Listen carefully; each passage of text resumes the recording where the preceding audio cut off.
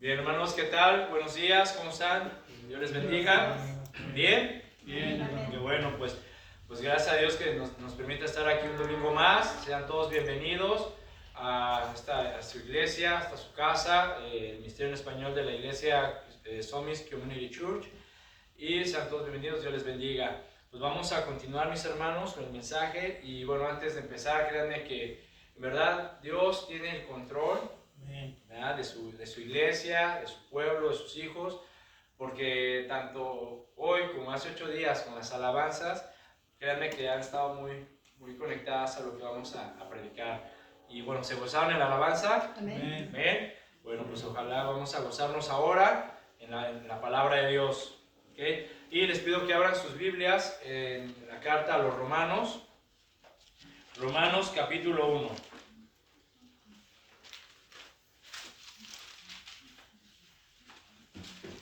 ¿Es la misma serie? Sí, seguimos en la misma serie. Acuérdense, es una serie. Vamos a continuar con nuestra serie que iniciamos hace 8 días, la cual se titula Afianzando las bases del cristiano. Afianzando las bases del cristiano. Y este es nuestro segundo tema, el cual se titula El deber de cuidar el evangelio. ¿Sí? El deber de cuidar el evangelio. Y bueno, ya están en la carta a los Romanos. Amén. Amén. Bueno, dice la palabra en el nombre del Padre, del Hijo y del Espíritu Santo. Dice, porque no me avergüenzo del evangelio, porque es poder de Dios para salvación a todo aquel que cree, al judío primeramente y también al griego. ¿Sí? Dice, perdón, me equivoqué, discúlpeme, sí, me equivoqué, leí el 16, perdón. Romanos 1, versículo 1, perdón. Pablo, siervo de Jesucristo, llamado a ser apóstol, apartado para el evangelio de Dios, que él había prometido antes por sus profetas en las santas escrituras, acerca de su Hijo, nuestro Señor Jesucristo, que era del linaje de David, según la carne, que fue declarado Hijo de Dios con poder, según el Espíritu de santidad, por la resurrección de entre los muertos. Amén. Sí, perdón.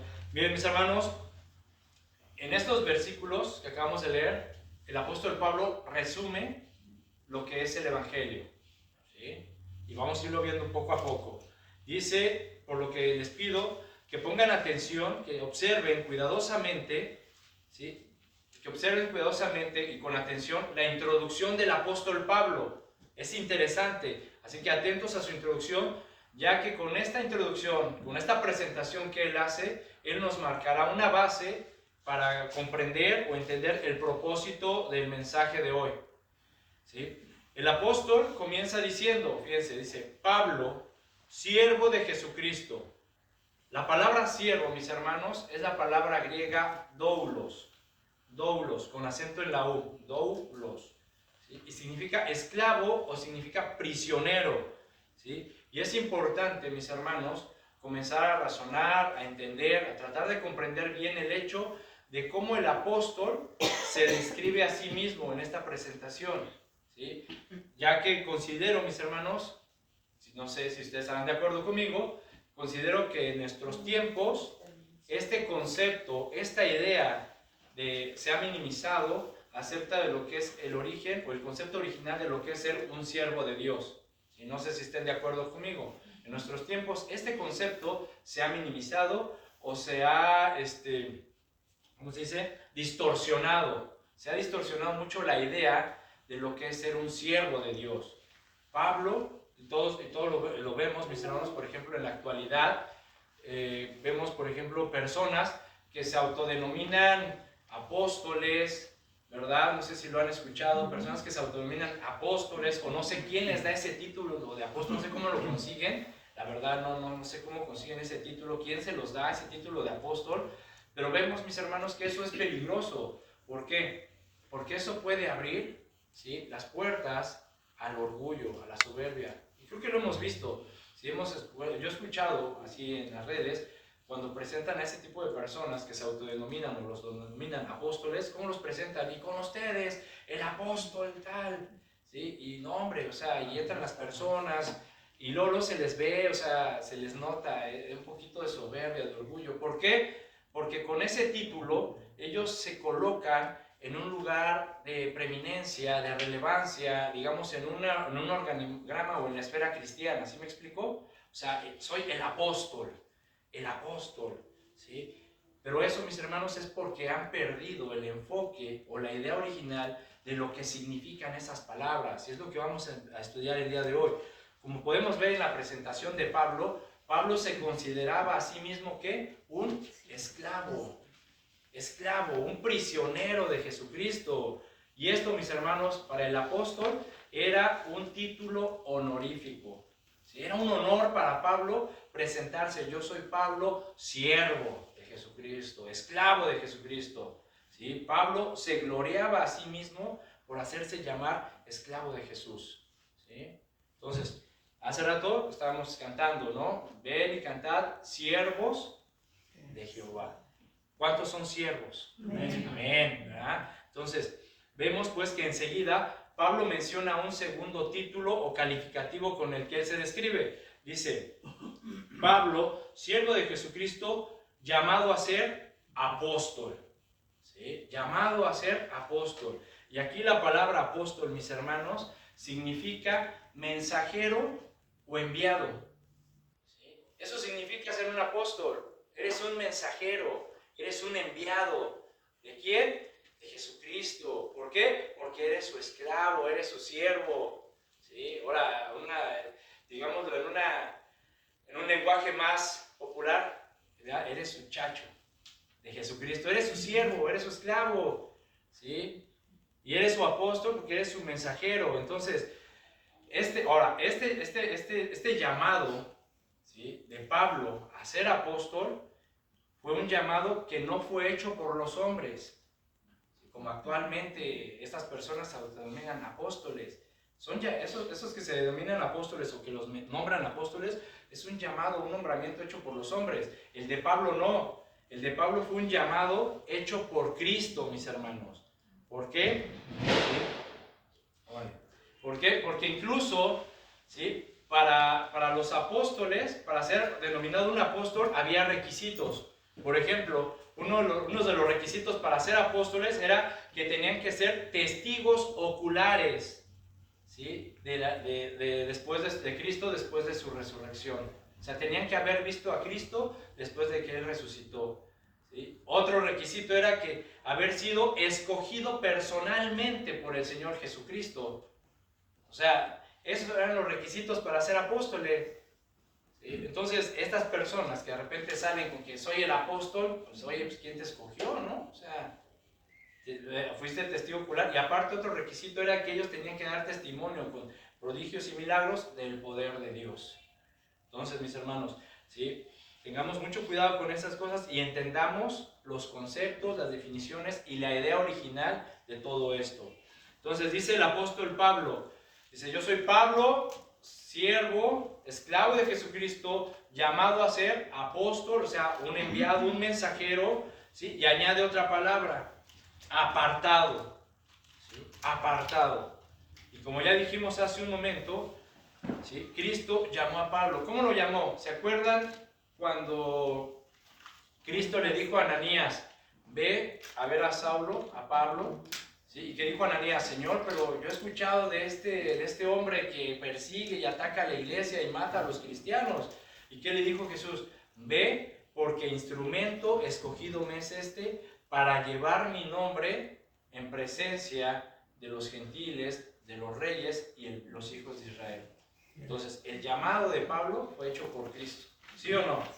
¿Sí? Entonces, Pablo fue apartado por Cristo. Es decir, Cristo lo apartó, Cristo lo separó. ¿Para qué? Ahí mismo lo dice Pablo. ¿Para qué lo apartó? Apartado para el Evangelio de Dios. ¿Sí? Fue apartado por el Señor Jesucristo para proclamar, como un enviado, como un mensajero, para proclamar la buena noticia que Dios comunica. Esta, mis hermanos, pues era la profesión a la que Pablo había sido destinado desde antes de nacer, ¿sí? Es decir, desde el vientre de su madre, así como todos nosotros, ¿sí? Todos los que estamos aquí hemos sido destinados por Dios, hemos sido escogidos por Dios desde antes de nacer, desde el vientre de nuestra madre. solo que es al tiempo de Dios que Él nos lo revela, que Él nos llama, que Él nos hace volver a sus caminos. En Jeremías 1:4 que dice la palabra, antes de que yo te formara en el vientre de tu madre, ya te conocía, antes de que nacieras, ya te había elegido para que fueras profeta entre las naciones. Entonces, mis hermanos, así como Pablo, todos nosotros, ¿sí?, los que estamos aquí, los que hemos creído y aceptado el Evangelio de Jesucristo, también hemos sido llamados, también hemos sido escogidos, hemos sido apartados para ser, ¿qué? Doulos, siervos, esclavos de Dios, ¿sí? Y a la vez hemos sido llamados y escogidos para proclamar el Evangelio de la salvación, ¿sí? ¿Por qué? Porque Dios nos ha dado este encargo a todos nosotros, hermanos. A todos los que hemos creído en Él, Dios nos ha dado este encargo. ¿Sí? Que dice en 2 Corintios, vamos a 2 Corintios porque sí es importante que lo leamos, que vayamos al testimonio de la palabra. Dice en 2 Corintios 5:19.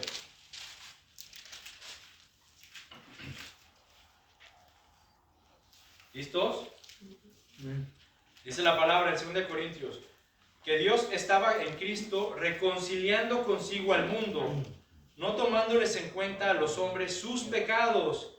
¿Y qué dice? Y nos encargó a nosotros. 5:19. Y nos encargó a nosotros la palabra de la reconciliación. ¿Sí? ¿A quiénes nosotros? ¿Quiénes son nosotros? ¿A qué? Sus siervos, ¿verdad? A sus escogidos.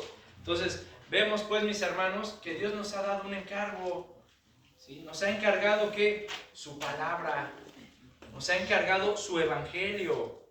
Y entonces, como podemos darnos cuenta, mis hermanos, en esta introducción, por llamarlo de una manera, ¿sí? Dios nos ha llamado y nos ha apartado a todos aquellos que hemos aceptado a su Hijo Jesucristo como su Señor y Salvador. A todos los que hemos creído en su mensaje, Él nos ha escogido, ¿sí? Nos ha encargado su palabra, nos ha encargado su evangelio. Y no solamente hemos sido escogidos y apartados para ser considerados hijos de Dios, ¿sí? Sino también sus esclavos, sus siervos, sus prisioneros, sus mensajeros. ¿Amén?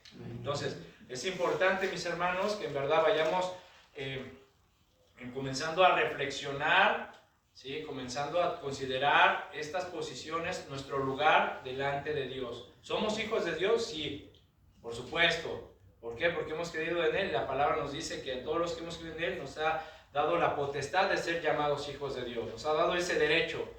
Pero también Dios nos ha dado responsabilidades, deberes, ¿sí? Y uno de esos deberes es que nos ha encargado el Evangelio, ¿sí? Nos ha puesto en nosotros, nos ha delegado ese deber y esa obligación de cuidar su palabra, ¿sí? ¿Por qué? Porque también somos sus siervos, somos sus enviados, somos sus escogidos.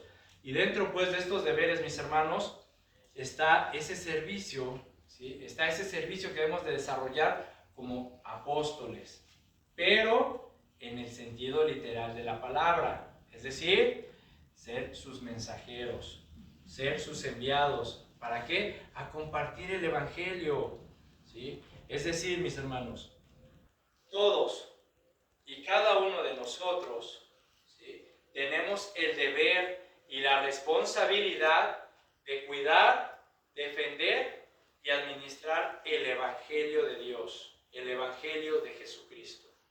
Todos y cada uno de nosotros, los que hemos creído, los que somos hijos de Dios, los que somos siervos de Dios, tenemos esta responsabilidad: cuidar, defender y administrar el Evangelio de Dios. ¿Amén? Y aquí puede surgirnos una pregunta: ¿qué es el Evangelio? ¿Qué es el Evangelio de Jesucristo? ¿Sí? La palabra Evangelio, mis hermanos, significa buenas noticias, ¿verdad? Entonces es predicar las buenas noticias, dar a conocer ese buen mensaje. Por lo que las buenas noticias, ¿sí?, de Dios, el buen mensaje de Jesucristo, el Evangelio de Dios, escúchame bien, hermano, ese mensaje, ese Evangelio, es el más grande de todos los tesoros que Dios le pudo haber dado al hombre, ¿sí?, y más puntualmente a la iglesia. mensaje, esta palabra, el Evangelio, es el más grande de todos los tesoros que Dios nos pudo haber dejado, ¿sí? Y más puntualmente a su iglesia, ¿sí? Amén. Entonces, el Evangelio de Jesucristo, mi hermano, mi hermana y los que nos escuchan, ¿sí? No es un mensaje cualquiera, no es un mensaje cualquiera. El Evangelio de Jesucristo no es un mensaje como muchos más, como muchos otros, sino que el mensaje de Jesucristo, el Evangelio de Dios, es el Evangelio más poderoso, es el mensaje más hermoso y superior a todos los mensajes, filosofías y doctrinas que puedan existir. ¿Sí? Es el mensaje sobre todos, mis hermanos. Es el más poderoso. Y el mismo Evangelio, si la misma palabra, así nos lo dice, porque en el versículo 16 que empecé a leer erróneamente, que dice, Romanos 1:16, creo que todos se lo saben, porque no me avergüenzo del Evangelio, porque es poder de Dios para salvación. ¿Sí? El Evangelio, mis hermanos, es el poder de Dios. Por eso es el más poderoso, el más hermoso, el más grande. No hay otro mensaje, otra doctrina, otra filosofía que pueda superar el mensaje de Dios. Por eso es el más grande tesoro que Él nos pudo haber dejado. ¿Sí? Porque este mensaje tiene poder. ¿Sí? Es el mensaje de salvación. ¿De salvación de quiénes? De los pecadores. ¿Verdad? Es el mensaje de Dios de los pecadores como nosotros. ¿Sí? Y es también este mensaje, este evangelio, la manifestación más grande de la diversa sabiduría de Dios para el hombre. Porque ¿dónde más vas a encontrar otra sabiduría como esta? ¿Dónde vas a encontrar una verdad absoluta como esta, como la que encuentras aquí? En ningún otro libro, mis hermanos. ¿Sí? Esta es la sabiduría de Dios, la inteligencia de Dios, el amor de Dios, la justicia de Dios. Todo está aquí en este libro, en su evangelio. Es por eso, mis hermanos, que el apóstol Pablo, ¿sí?, le daba un lugar relevante, importante en su vida al evangelio. Y como podemos leer en todas sus cartas que él escribió, él se esforzaba por anunciarlo, por predicarlo, se esforzaba por enseñarlo claramente, e incluso, ¿sí?, el apóstol Pablo lo defendía, porque a cuántos no, él detestaba, él condenaba a todo aquel que se atrevía a pervertir su veracidad. ¿Sí? Por ejemplo, en Gálatas, vamos a Gálatas para que vean cómo defendía el apóstol Pablo el evangelio. Gálatas, capítulo 1.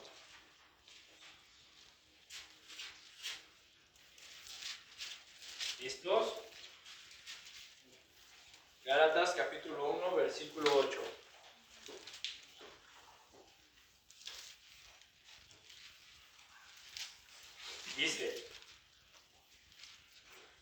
Dice, mas si aún nosotros, fíjense, mas si aún nosotros, ¿sí?, o un ángel del cielo os anunciare otro evangelio diferente del que os hemos anunciado, sea anatema.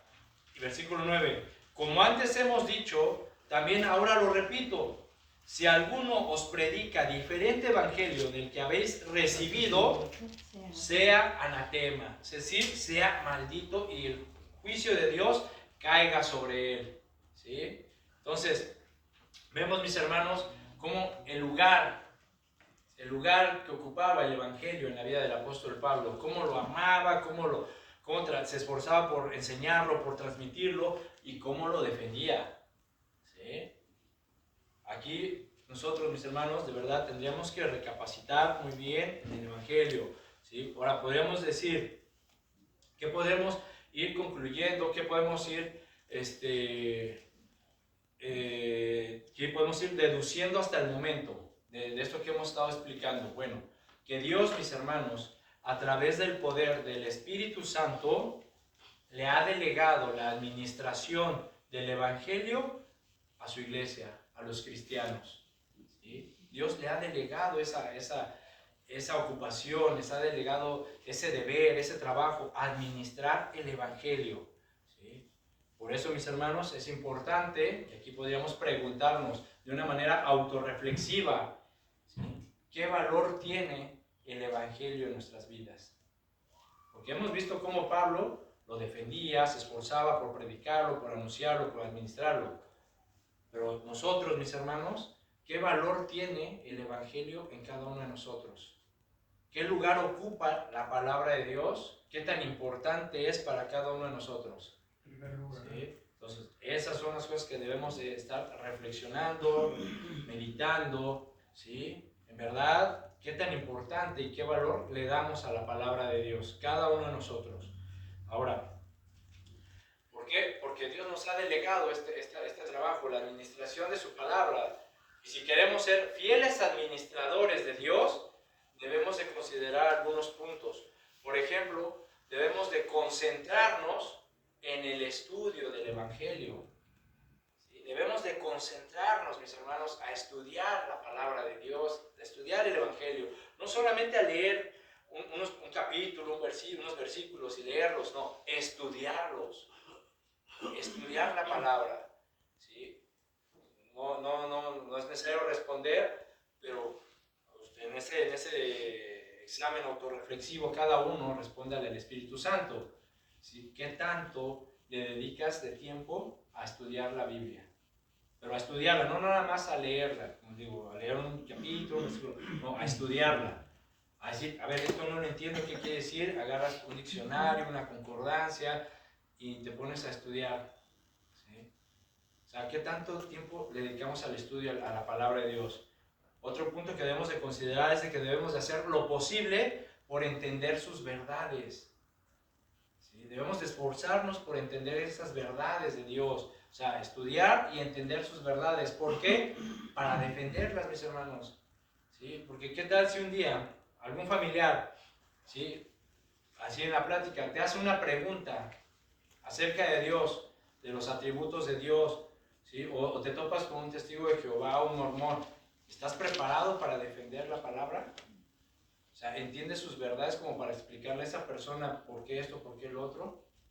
¿Sí? O sea, por eso es importante, mis hermanos, entender sus verdades, ¿sí? Concentrarnos en el estudio, entender sus verdades. ¿Por qué? Porque va a llegar el momento en el que tendremos que enseñarle a otras personas y defender el Evangelio, la veracidad del Evangelio. ¿Sí? Y otro punto, mis hermanos, es que debemos de comprometernos a guardar, es decir, a obedecer su contenido. ¿Sí? Tenemos que comprometernos a obedecer la palabra de Dios, porque ¿de qué sirve que estudies, que conozcas, ¿verdad?, que entiendas ciertas cosas, pero no obedeces? O sea, no hay congruencia, ¿sí? Tú tienes que estudiar, entiendes la Biblia, tienes que vivirla, ¿sí? Tienes que vivirla, tienes que obedecer lo que Dios te manda. Si no, pues hay un problema en ti, porque ¿qué te sirve tener tanto conocimiento y tu vida da testimonio de otras cosas? Entonces, esos son 3 puntos, mis hermanos, que creo que debemos de considerar para ser buenos administradores, fieles administradores del Evangelio que Dios nos ha delegado. ¿Por qué? Porque si hacemos esto, mis hermanos, créanme, de verdad, les aseguro que nuestra vida va a cambiar, nuestros matrimonios van a cambiar, ¿sí? Y no solo eso, las personas que nos escuchen serán transformadas por el poder del Evangelio, que es poder para salvación, que es poder de Dios para salvación. A veces queremos que nuestros hijos, que nuestros familiares sean salvos, ¿sí? Pero a veces no les transmitimos la palabra de Dios. Simplemente tienen tantas dudas y a veces no conocemos esas respuestas. ¿Por qué? O sea, no porque lo sepamos todo, sino porque a veces no nos hemos concentrado a estudiar la palabra de Dios. No nos hemos concentrado a aprender esas verdades de Dios. El día que nosotros lo hagamos y nos comprometamos a obedecer la palabra de Dios, créanme, la vida de nuestras vidas, nuestro matrimonio, nuestra familia y lo de los que nos escuchen serán transformadas por ese poder del Evangelio. ¿Amén? Amén. Bien.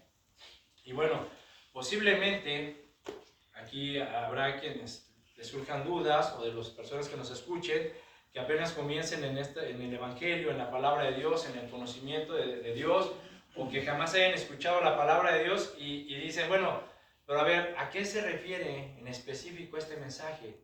¿Verdad? Tal vez tengan esa duda. En específico, ¿de qué se trata el Evangelio?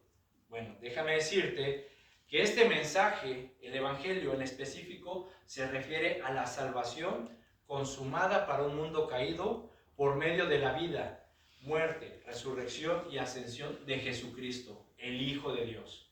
¿Sí? Se refiere a Jesús, el unigénito Hijo de Dios, quien es igual al Padre y que por decisión propia dejó su gloria del cielo y se hizo hombre como nosotros y caminó en esta tierra en perfecta obediencia a la voluntad del Padre. Sin embargo, los hombres no lo recibieron y lo crucificaron. Y en esa cruz, Cristo llevó el pecado del hombre. ¿Sí? Al tercer día, Dios lo levantó de entre los muertos. Jesús pagó el castigo por la desobediencia de todos nosotros. Él, Jesús, aplacó la ira de Dios con su sacrificio. ¿Sí? El Hijo de Dios ascendió a los cielos y ahora está sentado a la diestra del Padre y desde ahí intercede por cada uno de nosotros, por su pueblo ante Dios, ¿sí? Por todos aquellos que reconocen su culpa, sus pecados y se arrepienten y se rinden a Cristo. Jesús, ¿sí? Intercede por nosotros delante del Padre y Dios los perdona completamente, los declara justos y son reconciliados con Él. De eso, mis hermanos, se trata el Evangelio. Este es el Evangelio de Dios. Este es el Evangelio de Jesucristo. Este es el Evangelio para el cual fuimos nosotros llamados, apartados. ¿Para qué? Para guardar y administrar. Y es nuestro deber, mis hermanos, cuidar este Evangelio. Es nuestro deber. Es nuestra obligación. ¿Amén? Amén. Este es el Evangelio, este es el mensaje. De eso trata el mensaje. Del sacrificio de Cristo en la cruz para el perdón de los pecados. ¿Sí? Sin embargo, mis hermanos, lamentablemente, no podemos negar que actualmente existe un gran descuido del Evangelio en las iglesias y entre los cristianos. No se puede negar eso. El Evangelio de Jesucristo, de Dios, se ha descuidado en las iglesias y entre los cristianos. Y esto debido, mis hermanos, a que muchos que anuncian el Evangelio, a muchos que predican o que comparten el Evangelio, desconocen sus verdades más básicas. ¿Sí? Por ignorancia, porque no conocen, no entienden las verdades más básicas del Evangelio. ¿Y qué pasa? Tuercen, distorsionan esas verdades a conveniencia o a beneficio propio. ¿Sí? Por ejemplo, ¿sí? En muchas iglesias, ahora, actualmente, ya no se predica, ya no se habla del arrepentimiento. En muchas iglesias ya no se habla o no se enseña acerca de la condición depravada del ser humano. Ya no se enseña acerca del infierno, no se enseña acerca del pecado, ya no se habla de la justicia de Dios, de la seguridad de la salvación, o ya no se enseña acerca de las evidencias de una conversión verdadera. Ya esos temas ya no se hablan en muchas iglesias.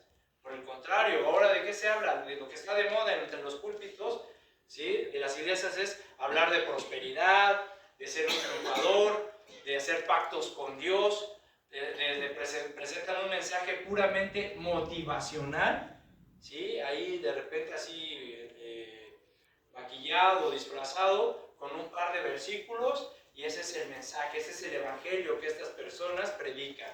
Y eso es a lo que muchas personas les gusta, mis hermanos. A muchas personas les gusta escuchar este tipo de cosas, de que Dios te va a bendecir, que Dios te va a prosperar, que Dios te va a engrandecer, ¿sí? Que pacta con Dios para que Dios haga y te dé, y etc. ¿Sí?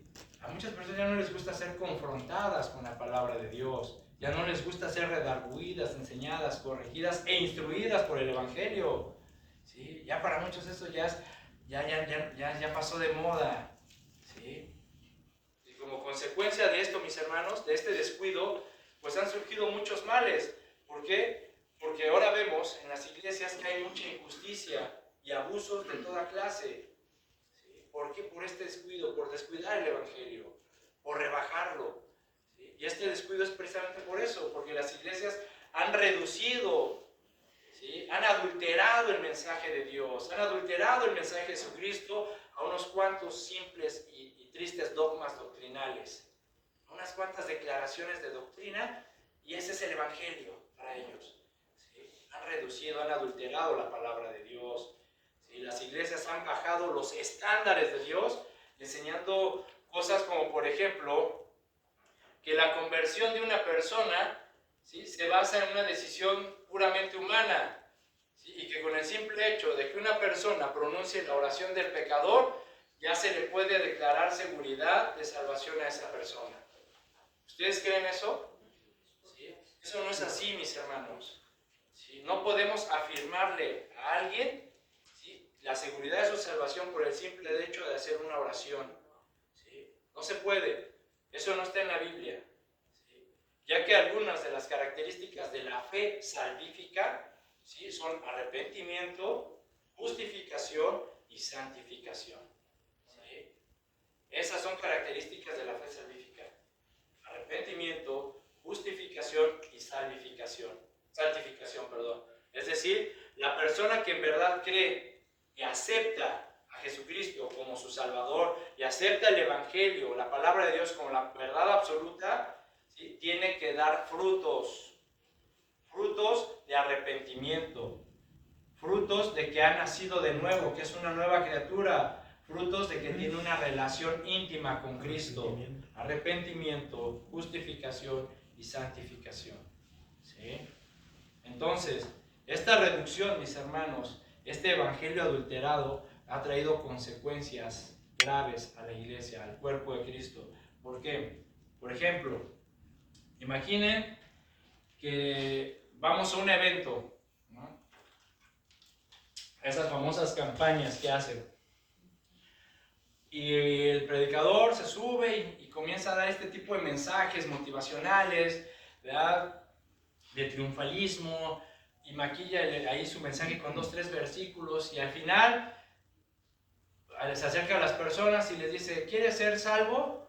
Y la persona, pues sí, ¿verdad? Sí, pero repite conmigo esta oración, y hacen una oración y termina: ¿la hiciste con todo tu corazón y con honestidad? Pues sí. Pues entonces ahora ya eres salvo, ya tienes la salvación y la vida eterna. La consecuencia de esto, mis hermanos, es que algunas de estas personas, o más bien dicho, pocas de estas personas que se convierten en este tipo de eventos o mensajes reducidos, no vuelven a las iglesias, no se integran al cuerpo de Cristo, ¿sí? Y aquellos pocos que de repente empiezan a ir a la iglesia, tienen vidas marcadas por la carnalidad y por el pecado. ¿Por qué? Porque no se les enseña la verdad de Dios. No se les enseña estas verdades de que somos pecadores, tienes que arrepentirte, tienes que dar frutos, tienes que aprender de la justicia de Dios. Sí, Dios es amor, sí es cierto, pero también Dios es un Dios justo que aborrece la maldad. ¿Sí? O sea, no se les enseña estas verdades de Dios. Por eso no podemos garantizarle a nadie la salvación por el simple hecho de hacer una oración. ¿Sí? Otra consecuencia de este mensaje reducido, adulterado del Evangelio, es de que altera, descompone, mis hermanos, a la iglesia. La descompone. ¿Por qué? Porque la iglesia se supone que es un cuerpo espiritual de creyentes regenerados. ¿Sí? Regenerados, nuevas criaturas somos. Regeneración. ¿Sí? Y se supone que la iglesia es un cuerpo espiritual de creyentes regenerados, que hemos nacido de nuevo y que somos nuevas criaturas, ¿no? Entonces, cuando vienen en estas iglesias con estos mensajes adulterados, reducidos, esa iglesia se convierte simplemente en una reunión de hombres carnales, que profesan conocer a Dios, pero que lo niegan con sus hechos. Tito 1:16, yo se los leo. Dice Tito 1:16, profesan conocer a Dios, pero con los hechos lo niegan, siendo abominables y rebeldes, reprobados en cuanto a toda buena obra. ¿Sí? ¿Sí? Cuando en iglesias donde se dan este tipo de mensajes, mis hermanos, donde no se enseña la verdad de Dios, simplemente es un club de hombres carnales que dicen conocer a Dios, ¿sí?, pero su vida refleja totalmente lo contrario. ¿Sí? ¿Por qué? Porque todavía siguen en sus pecados, no se han arrepentido, son religiosos. ¿Sí? Ahora, cuando en una iglesia, ¿sí?, escúchenme bien, cuando en una iglesia se enseña la sana doctrina, cuando en una iglesia se estudia y se predica la verdad del Evangelio, las personas que asisten, que se congregan en esas iglesias, vienen sin esperar a ser entretenidos por algún espectáculo o actividades especiales. ¿Sí? O sea, no vienen con esa intención de ser entretenidos por el pastor que les venga a contar chistes. ¿Sí? No vienen a ser entretenidos con dramas o cosas de esas. ¿Sí? No vienen con esa intención. Vienen con el interés de amar, de alabar, de adorar a Dios. ¿Sí? De ser redarguidos, enseñados, confrontados por la palabra de Dios. Ese es el propósito para el cual debemos de venir a la iglesia. De que Dios nos confronte. De que Dios nos abra nuestro corazón, nuestra mente y nos muestre cómo estamos. Que nos muestre nuestros pecados, nuestros errores. Y al mismo tiempo que a través de su palabra nos instruye y nos corrija. ¿Sí? A eso venimos a la iglesia.